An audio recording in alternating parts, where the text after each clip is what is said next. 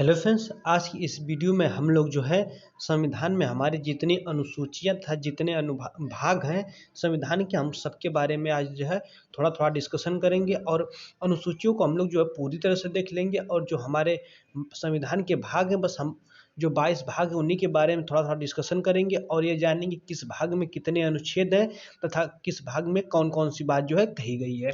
तो हम लोग देखिए यहाँ पे सबसे पहले अनुसूचियाँ शुरू करते हैं, यानी कि भारतीय अनुसूचियाँ। तो देखिए, जो अनुसूचियाँ पहले 8 थी अब 12 हो गई, यानी कि संशोधन होकर 4 बढ़ गई हैं। संविधान जब लागू हुआ था तो उस समय हम टोटल अनुसूचियों की जो संख्या थी वो जो है 12 थी। और जो अगर बात करें संविधान के भाग की, तो जो मूल रूप से पहले भी संविधान के 22 भाग थे और आज भी संविधान के जो है 22 ही भाग हैं। और अनुच्छेद की बात करें तो 395 पहले भी थे और 395 आज भी हैं। हाँ, संशोधन के द्वारा जुड़े हैं, लेकिन अंतिम आप लोग जब भी पढ़ेंगे तो 395 ही मिलेगा, तो इससे कन्फ्यूज़न ना हो। और 105 हमारे जो है 104 अमेंडमेंट यानी कि सुधार भी हो चुके हैं। तो आगे हम लोग देखिए यहाँ पे बात करने वाले हैं प्रथम अनुसूची। तो देखिए प्रथम अनुसूची इसमें क्या है कि इसमें भारतीय राज्यों, यानी भारत में जो है 28 राज्य कुल है, एवं केंद्र शासित यानी 8 जो केंद्र शासित हैं उनके क्षेत्रों का, यानी उनके एरिया का जो है उल्लेख, यानी कि उनके एरिया के बारे में इसमें जो है अब प्रथम अनुसूची में बताया गया है। अब बात कर लें द्वितीय अनुसूची। तो देखिए द्वितीय अनुसूची क्या है कि इसमें जो है भारतीय राज्य व्यवस्था के विभिन्न पदाधिकारियों को प्राप्त होने वाले वेतन, भत्ते और पेंशन का उल्लेख है। यानी कि देखिए, जो भारतीय राज्य व्यवस्था के पदाधिकारी हैं, जैसे कि अगर हम लोग बात कर लें तो राष्ट्रपति हो गए, राज्यपाल हो गए, लोकसभा के अध्यक्ष हो गए, उपाध्यक्ष हो गए, राज्य के सभापति हो गए, और ऐसे ऐसे जो महालेखक परीक्षक हैं, इन सब की जो है वेतन, भत्ते और पेंशन की बात का जो है इसमें उल्लेख किया गया है दूसरी अनुसूची यानी द्वितीय अनुसूची में। अब बात कर लें तीसरी यानी कि तृतीय अनुसूची। तो इसमें क्या है कि इसमें विभिन्न पदाधिकारियों जैसे मंत्रिमंडल, उच्चतम एवं उच्च न्यायालयों के न्यायाधीशों द्वारा पद ग्रहण के समय की ली जाने वाली शपथ का उल्लेख है। यानी कि जब भी कोई मंत्री, कोई उच्चतम न्यायालय का न्यायाधीश, ये सब जो है, ये सब जो लोग सुप्रीम कोर्ट के न्यायाधीश, ये लोग जो पद ग्रहण करने वाले होते हैं, तो उस समय जो है इनको जो है शपथ ग्रहण करनी होती है। तो उस शपथ का जो है इसमें तीसरी अनुसूची में जो है हमारा उल्लेख किया गया है। अब बात कर लें चौथी अनुसूची। तो इसमें क्या है कि इसमें विभिन्न राज्यों तथा क्षेत्र के राज्यसभा के प्रतिनिधित्व का वर्णन दिया गया है। यानी कि इसमें क्या किया गया है कि इसमें जितने भी हमारे राज्य हैं तथा जो संघीय क्षेत्र हैं उनके राज्य की जो प्रतिनिधित्व, यानी कि जो उनपे शासन किस प्रकार, कहाँ पर है, प्रतिनिधित्व किस प्रकार किया जाएगा, इन सब की चर्चा जो है चौथी अनुसूची में की गई है। अब बात कर लिया जाए पांचवी अनुसूची। तो देखिए, तो पांचवी अनुसूची क्या है कि इसमें विभिन्न अनुसूचित क्षेत्रों और अनुसूचित जनजातियों के प्रशासन और नियंत्रण के बारे में उल्लेख है। यानी कि जो हमारे अनुसूचित जाति यानी पिछड़े जाति के लोग हैं और अनुसूचित जाति जो जनजातियां हैं, उन पर किस प्रकार से प्रशासन किया जाएगा और उन पर किस प्रकार से जो है कंट्रोल किया जाएगा, इन सब बातों का जो उल्लेख है वो पांचवी अनुसूची में हमारे है। और बात कर लिया जाए, देखिए यहाँ पे अब छठवीं अनुसूची की। तो इसमें क्या है कि इसमें असम, मेघालय, त्रिपुरा और मिजोरम राज्यों के जनजाति क्षेत्रों के प्रशासन के बारे में उल्लेख है। यानी कि जो असम, मेघालय, त्रिपुरा और मिजोरम के जनजाति क्षेत्र हैं, उन क्षेत्रों में किस तरह से प्रशासन किया जाएगा, इस बात का जो है उल्लेख छठवीं अनुसूची में दिया गया है। अब देखिए बात कर लें यहाँ पे सातवीं अनुसूची।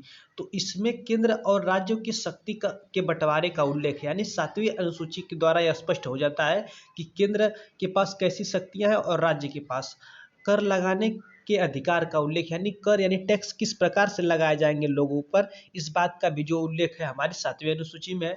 संघ सूची, राज्य सूची एवं असमवर्ती सूची, यानी जो सातवीं सूची है इसको जो 3 सूचियों में बांटा गया है। तो जिसमें से पहली है कि इसके अंतर्गत जैसे 3 सूचियां हैं, पहली संघ सूची, दूसरी राज्य सूची और तीसरी जो है समवर्ती सूची है। तो यहाँ पे देखिए हम लोग सबसे पहले देखते हैं संघ सूची। संघ सूची में क्या है कि केंद्र सरकार द्वारा कानून बनाना, यानी कि इसमें जितने भी हमारे विषय होंगे, संघ सूची के जितने भी विषय हैं उस पर जो कानून बनाने का अधिकार है वो केंद्र सरकार के पास होगा। और दूसरा है कि संविधान लागू के समय 97 विषय थे और अब जो है 100 विषय, यानी कि जब संविधान को लागू किया गया था 26 जनवरी 1950 को, तो उस समय जो है संघ सूची में 97 सब्जेक्ट थे, 97 सब्जेक्ट थे, और इस समय जो है वर्तमान यानी कि प्रेजेंट टाइम में देखा जाए तो हमारे जो है 100 सब्जेक्ट हो चुके हैं। और देश की प्रतिरक्षा, विदेशी मामले, युद्ध एवं शांति, रेल, डाक तथा तार मुद्रा, बैंकिंग, परमाणु शक्ति आदि, यानी इसमें जो विषय, जो प्रमुख प्रमुख विषय है वो देश की प्रतिरक्षा है, विदेशी मामले हैं, युद्ध एवं शांति है, रेल, डाक तथा तार, ये सारी व्यवस्थाएं जो है इसके मूल जो है मूल विषय हैं इस समय जो है संघ सूची के। अब देखिए दूसरी सूची है राज्य सूची। तो इसमें दिए गए विषयों पर राज्य सरकार कानून बनाती है, यानी इस पे जो दिए, इसमें जो जो जो विषय हैं उस पर जो है का कानून बनाने का जो अधिकार होता है वो हमारे सेंट्रल गवर्नमेंट के पास न होकर जो है स्टेट गवर्नमेंट यानी कि राज्य सरकार के पास है। इस संविधान लागू के समय 66 विषय थे और अब 61 हैं, यानी इसमें देखिए उसमें 3 विषयों को बढ़ाया गया है, जबकि इसमें क्या हुआ है कि संविधान जब लागू हुआ तो उस समय जो है इसमें 66 सब्जेक्ट थे, लेकिन अब इस समय जो है प्रेजेंट टाइम में देखा जाए तो 61 सब्जेक्ट ही बचे हैं, यानी कि 5 सब्जेक्टों को जो है कम कर दिया गया है। और अगली बात है कि शांति व्यवस्था, पुलिस, जेल, स्थानीय शासन, कृषि, जन स्वास्थ्य, व्यापार, न्याय निगम आदि, यानी इसमें जो प्रमुख प्रमुख विषय की बात कर ली जाए तो ये सारे जो है जैसे शांति व्यवस्था हो गई, पुलिस जेल हो गया, स्थानीय शासन हो गया, कृषि, जन स्वास्थ्य, व्यापार, न्याय निगम, ये सारे जो विषय जो है हमारी राज्य सूची के अंतर्गत आते हैं। आगे देखिए हमारी यहाँ पे समवर्ती सूची, इसमें दिए गए विषयों पर केंद्र और राज्य दोनों सरकारें जो है कानून बना सकती हैं, यानी इसमें जो है सेंट्रल गवर्नमेंट भी कानून बना सकती है और स्टेट गवर्नमेंट भी, परंतु परंतु केंद्र जो है सर्वोच्च होगी, यानी कि अगर किसी सब्जेक्ट पे, लेकिन इसमें कानून तो दोनों बना सकते हैं लेकिन सर्वोच्चता जो है केंद्र के पास है, सेंट्रल गवर्नमेंट के पास है। संविधान लागू के समय 47 विषय थे, अब इसमें जो है 52 विषय, यानी कि जब संविधान को जो स्टार्ट किया गया था तो उस समय इसमें 47 सब्जेक्ट थे और अब इसमें जो है 52 सब्जेक्ट हो गए हैं। इसमें देखिए कौन कौन से विषय आते हैं, दीवानी, फौजदारी कानून, प्रक्रिया, विवाह तथा तलाक, आर्थिक नियोजन, बिजली आदि जो है इसके जो है मेन विषय है जो है समवर्ती अनुसूची के। आगे देखिए हमारी 8वीं अनुसूची क्या है, इसमें जो है 52 भाषाओं का उल्लेख है, मूल रूप से जो भाषाएं थी वो 14 थी और इस समय जो है 52 भाषाएं हो चुकी हैं, लेकिन हमारा जो स्टार्टिंग था उस समय जो है सॉरी यहाँ पे देखिए 52 नहीं है, ये देखिए 22 है, यानी कि जो स्टार्ट इस समय जो हमारी 22 भाषाओं का उल्लेख है, लेकिन वर्तमान में जो मूल रूप से भाषाएं थी वो यहाँ पे 14 ही भाषाएं थी, यहाँ पे थोड़ा सा मिसप्रिंट हो गया है। अब देखिए जो भाषाएं जुड़ी हैं उनका जो है हम जब अबेटमेंट पढ़ेंगे, संविधान संशोधन पढ़ेंगे तो वहाँ पे जो है कि संविधान संशोधन के द्वारा कौन सी भाषाएं जुड़ी है इसका भी वहाँ पे उल्लेख किया जाएगा। अब देखिए है 9वीं अनुसूची, इसे प्रथम संविधान संशोधन अधिनियम 1951 द्वारा जोड़ी गई, यानी कि जो 9वीं अनुसूची थी, हमने पहले ही कहा कि मूल रूप से पहले 8 अनुसूचियां थी, तो जो हमारी 9वीं अनुसूची थी इसे जो प्रथम संविधान संशोधन अधिनियम 1951 हुआ उसके द्वारा जो है इसे जोड़ा गया 9वीं अनुसूची को। इसमें राज्य द्वारा संपत्ति के अधिग्रहण के विधियों का उल्लेख है। देखिए इस संशोधन के पहले 1951 के संशोधन के पहले जब 9वीं अनुसूची नहीं जुड़ी थी तो हमारे जो मूल अधिकार में संपत्ति का अधिकार भी, यानी कि संपत्ति का अधिकार भी हमारे मूल अधिकार में आता था, लेकिन हुआ यूं कि अब जैसे राज्य को किसी भी निर्माण वगैरह के लिए जो है कुछ भी बनाने के लिए, जैसे सड़क हो गया, पुल हो गया और कहीं से नहर पास करनी हो, इन सब चीज़ों के लिए जो है सब भूमि को अधिग्रहण करना पड़ता था, तो उसके लिए जो है इसे संविधान संशोधन करके जो है संपत्ति का जो अधिग्रहण करने की जो है कुछ विधियों को जो है उल्लेख कर दिया गया।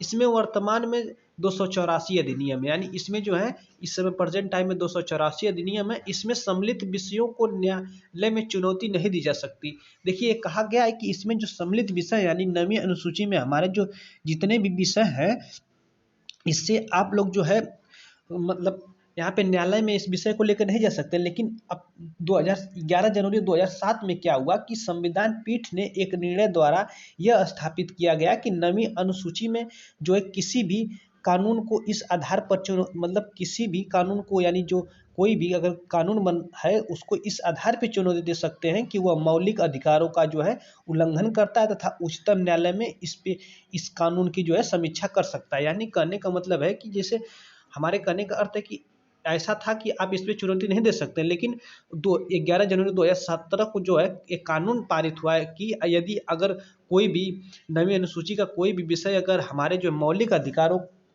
को जो है उल्लंघन करता है तो वहाँ पर आप जो है उच्चतम न्यायालय में जा सकते हैं इस विषय को, नवीं अनुसूची के विषय को लेकर। अगला हमारा 10वीं अनुसूची। तो 10वीं अनुसूची क्या है कि इसे जो है 52वें संविधान संशोधन द्वारा 1985 में जोड़ा गया। यानी इसे जो है 10वीं अनुसूची को जो है 52 अमेंडमेंट के द्वारा जो है 1985 में जोड़ा गया। इसमें दल बदल से संबंधित प्रावधानों का उल्लेख है। यानी दल बदल का मतलब है कि एक जिसे राजनेता करते हैं ना कि एक पार्टी से छोड़ के दूसरी पार्टी जाते हैं, तो इस चीज़ों का जो है इसमें उल्लेख किया गया 10वीं अनुसूची में। अब बात कर लें 11वीं अनुसूची। तो इसमें क्या है कि इसे जो है 73वें संविधान संशोधन द्वारा 1993 में जोड़ा गया। यानी कि इसे जो है 73 अमेंडमेंट हुआ उसके द्वारा जो 1993 में जो है जोड़ा गया। इसमें पंचायती राज संस्थाओं के लिए जो है 29 विषय यानी कि 29 सब्जेक्ट जो है प्रदान किए गए थे। तो जैसे पंचायत राज्य मतलब गांव में जो पंचायत होती है उनको कार्य करने के लिए जो है उन संस्थाओं को जो है कार्य करने के लिए 29 विषय जो है प्रदान किए गए हैं, 29 सब्जेक्ट। अब बात कर लिया जाए देखिए 12वीं अनुसूची की। तो इसमें क्या है कि इसमें शहरी क्षेत्रों की स्थानीय स्वशासन संस्थाओं को कार्य करने के लिए 18 विषय, यानी कि जो स्थानीय यानी लोकल गवर्नमेंट जैसे नगर पालिका वगैरह में जो है काम करने के लिए 18 विषय जो है इसके द्वारा जो है कि इसमें जो है प्रदान किए गए हैं।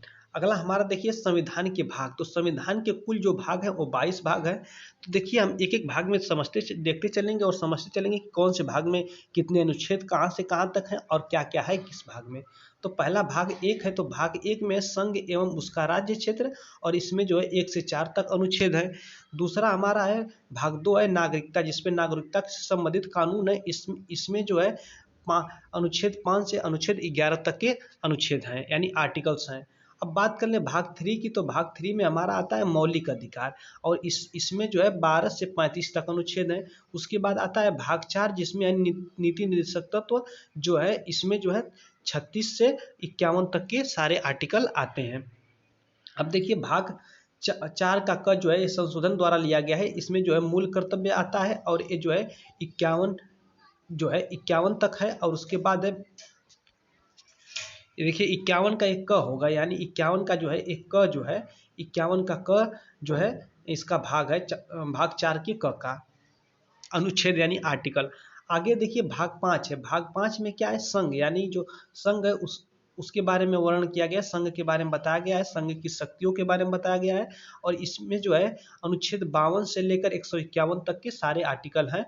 और भाग 6 की बात कर ले तो इसमें राज्य यानी राज्य से संबंधित सारी शक्तियों का, उनकी क्षेत्र सीमा, हर एक चीज़ का जो है इसमें वर्णन किया गया है। और इसमें जो है इसमें आर्टिकल 152 से 273 तक के सारे आर्टिकल हैं भाग 6 में। अब बात कर लें भाग 7 की। तो देखिए भाग 7 में क्या है कि पहली अनुसूची के भाग ख के राज्य यानी जो पहली अनुसूची के भाग ख थे उसमें जो राज्य आते थे उनके बारे में था, लेकिन इसे जो है अनुच्छेद 238 था जो कि निराशित कर दिया यानी कि खत्म कर दिया गया है। अगला हमारा है भाग 8। भाग 8 में क्या है कि संघ राज्य क्षेत्र यानी संघ राज्य क्षेत्र है और उसमें इसे जो है इसमें आर्टिकल जो है 239 से जो है 242 तक आर्टिकल हैं। उसके बाद बात कर ले भाग 9 की। तो भाग 9 में पंचायतें जो है पंचायतें से संबंधित कानून है और इससे जो है 243 से 243 के क से अड़ तक के सारे आर्टिकल इसमें हैं। बात कर लें भाग 9 की। तो भाग 9 में नगर पालिकाएँ आती हैं और नगर पालिकाओं में है जो अनुच्छेद है वो 243 के त से 243 के य 6 तक के सारे आर्टिकल इसमें हैं। अब देखिए भाग 9 की बात कर लें तो भाग 9 की ख। तो इसमें जो है सहकारी समितियां यानी सहकारी समितियों के बारे में दिया गया और इसे जो इसका जो अनुच्छेद है वह 243 की य ज तथा यन तक के सारे अनुच्छेद आते हैं। उसके बाद देखिए भाग 10। भाग 10 में क्या दिया गया है अनुसूचित जनजाति और जनजाति क्षेत्र हैं। और इसके जो आर्टिकल है वो आर्टिकल 244 तथा 244 का इसके संबंधित आर्टिकल है। उसके बाद देखिए हमारा भाग 11 आता है। भाग 11 में संघ और राज्यों के बीच जो संबंध यानी जो रिलेशनशिप है उसके बारे में यहाँ पे जानकारी मिलती है। और ये अनुच्छेद 245 से 263 यहाँ पे होना चाहिए, 263 तक के सारे अनुच्छेद हैं। उसके बाद बात कर ले भाग 12 की, तो भाग 12 में यानी भाग 12 में हमारा है वित्त यानी कि पैसा, संपत्ति और समुदाय और वाद है। और इसमें जो अनुच्छेद यानी आर्टिकल आते हैं 264 से 300 क तक के सारे आर्टिकल आते हैं। अब देखिए बात कर ले जाए भाग 13 की, तो भाग 13 में क्या है कि भारत के राज्य क्षेत्र के भीतर व्यापार, वाणिज्य एवं समागम यानी कि भारत के राज्य क्षेत्र के बीच किस प्रकार के से व्यापार कर सकते हैं और किस तरह से वाणिज्य व्यापार और किस तरह से समागम यानी आवाजाही है। और इसे जो है इसमें जो आर्टिकल की बात करें तो आर्टिकल 301 से 307 तक के सारे आर्टिकल भाग 13 में है। और देखिए भाग 14 में क्या है कि संघ और राज्यों के अधीन सेवाएं यानी संघ और राज्यों में जो सेवाएं हैं उनकी बात की गई है। और इसमें जो आर्टिकल हैं वो आर्टिकल 308 से 323 तक के सारे आर्टिकल हैं। और भाग 14 का देखिए क है अधिकरण। अधिकरण में जो है अनुच्छेद 323 के क तथा 323 का ख, इन दोनों की भाग 14 के भाग हैं। अब बात कर लें भाग 15, तो भाग 15 में निर्वाचन यानी चुनाव संबंधित सारी प्रक्रियाएं हैं। और इसमें जो है अनुच्छेद इसे जो है इस जो भाग 15 इसमें जो आर्टिकल की बात करें तो 324 से 329 तक के आर्टिकल हैं। आगे देखिए भाग 16। भाग 16 में क्या है कि कुछ वर्गों के संबंध में विषय उपबंध यानी इसमें कुछ विशेष जो है वर्गों के बारे में जो है संबंध है। तो और इसमें जो आर्टिकल की बात करें तो आर्टिकल 330 से 342 तक के सारे आर्टिकल हैं इसमें। और देखिए भाग 17 में तो जो है राजभाषा यानी कुल भाषाएं हमारे 22 हैं, तो 22 भाषाएं, पहले मूल रूप से 14 भाषाएं थी, तो इसकी बात की गई है। और अनुच्छेद 343 से 351 तक के सारे आर्टिकल जो है भाग 17 में है। अब देखिए भाग 18 में आपात उपबंध यानी आपातकालीन समय की परिस्थितियों के बारे में और उस समय कैसे कानून होंगे उन सब की व्यवस्था के बारे में इसमें बताया गया है भाग 18 में। और भाग 18 में यह हमें अनुच्छेद जो है 352 से 360 तक यानी आर्टिकल की बात करें तो 352 से 360 तक के आर्टिकल हैं। अब देखिए भाग 19 है। भाग 19 में प्रकीर्ण है। प्रकीर्ण में जो है और इसमें जो अनुच्छेद भाग 9 में बात कर लें तो अनुच्छेद आर्टिकल जो है 361 से 367 तक के आर्टिकल हैं। अब यहाँ पे देखिए भाग 20 में हमारा जो है संविधान संशोधन है। संविधान संशोधन को जो है आर्टिकल संख्या 368 में रखा गया है।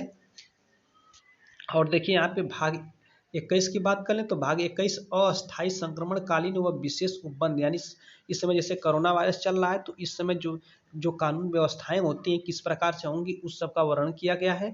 तो इसमें जो है और इस जो भाग 21 में अनुच्छेद यानी आर्टिकल की बात करें तो 369 से 392 तक के सारे आर्टिकल हैं। अब देखिए आखिरी जो हमारा भाग है भाग 22 है। इसमें क्या है संक्षिप्त नाम, प्रारंभ, हिंदी के प्राधिकृत पाठ और निरसन, इन सब बातों का यानी कि निरसन मतलब किसी भी चीज़ की समाप्ति वगैरह इन सब की जो है बातें की गई हैं। और इसमें जो आर्टिकल है वो आर्टिकल 393 से 395 तक के सारे आर्टिकल हैं। तो ये था हमारे आज का जो है सेशन। इसमें जो हम लोगों ने आर्टिकल मतलब जितनी भी अनुसूचियां यानी शेड्यूल के बारे में हमने पढ़ा और सब भाग देख लिए। और ये सब भाग का जो है विस्तृत वीडियो हम आगे लाते रहेंगे। तो आई होप आप लोगों को ये वीडियो पसंद आएगा। अगर ये वीडियो पसंद आ रहा है तो आप लाइक और सब्सक्राइब कर दें। Thank you.